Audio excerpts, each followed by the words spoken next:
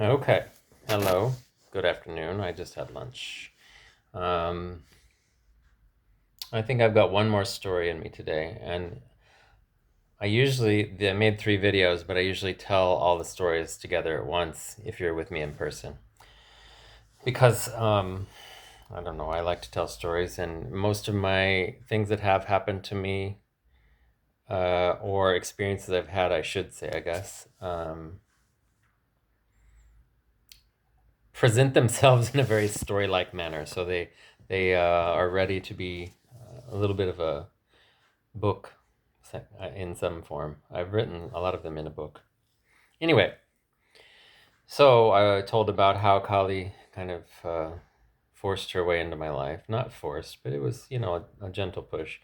And then I told when I came back after I'd been doing sadhana, my experience in Varanasi. From Varanasi, my friend and I went on the train to Haridwar, and then we took a rickshaw into Rishikesh, and we ended up staying in Rishikesh for, I don't know, I feel like it was 2 weeks. It may be less though, because I was trying to debate whether I wanted to go up to Uttarkashi because after I'd had this experience in Varanasi, I was kind of my mind wasn't. I wasn't unclear. I shouldn't say I was unclear, but my mind wasn't. Hold on. Sorry, not sure what's going on with these videos today. Some interruption keeps happening. Anyway, um, I wasn't unclear, but I was sure that I was just okay being wherever I was. That's the best way to say it. I wasn't needing to go somewhere. I wasn't even wanting to go somewhere. I had wanted to go to Rishikesh and had kind of planned on it a little bit, so that's why we went ahead and went before my experience happened. So, um, we were there, and he wasn't liking it that well. He had spent a lot of time there. He's from Tamil Nadu, so he at some point in time had went and did some yoga trainings or something in Rishikesh. Anyway, so he had some friends who were living there that he had done the trainings with, and we discussed with them a few things. And I decided it was sometime in July, and I decided I wanted to go back to Mysore to be at the Shala there to have for Guru Purnima so that I could see Sharat and his mother. And Sharat is the one who had told me he thought I would like Uttarkashi, that I should go there, and maybe I would end up teaching there because it's a very spiritual place and it's on the pilgrimage route up to the Gangotri. Um, anyway, so we found out from the boys that worked the front desk at this lodge we were staying at that you could go to the bus stand, and next to the bus stand was a jeep stand, and they took you up to Uttarkashi, and you could just go there and wait. So we went and asked about it, and we found out we just needed to show up the one day whenever we decided to go,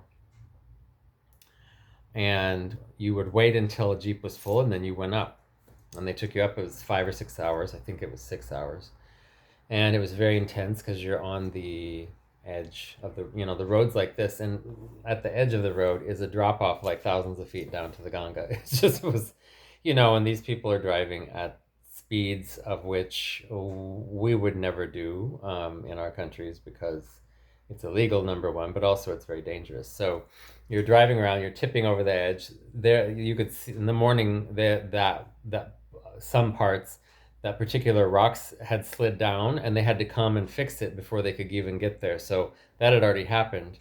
So we're driving over those parts really slow because there's just wire mesh holding the rocks in place. It's just a very intense journey. But damn, once you're driving up there, the beauty of the scenery, the mountains, the Himalayas are something that I've heard each mountain range is its own experience. I've been in the Rockies, I've been in the Smokies, I've even been in the Alps, and to my experience, that's pretty true. But the Himalayas has a very definitive energy about it. So we get there, we get to a room that these boys had suggested to us. It wasn't a great room, but it didn't really matter. We were staying there for a week, I think.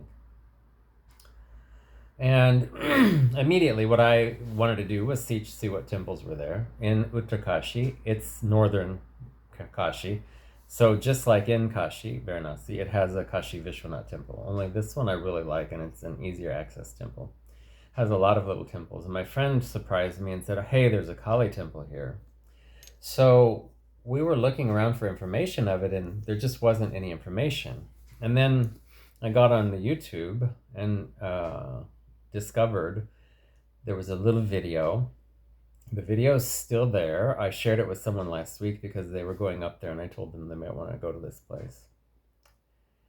And it showed the building of the place, and it showed that it was in a Sri Sri Anandamayama ashram, and it was a rounded off red building. And in the old days, goddess temples were round because everyone's equal under the Shakta tradition.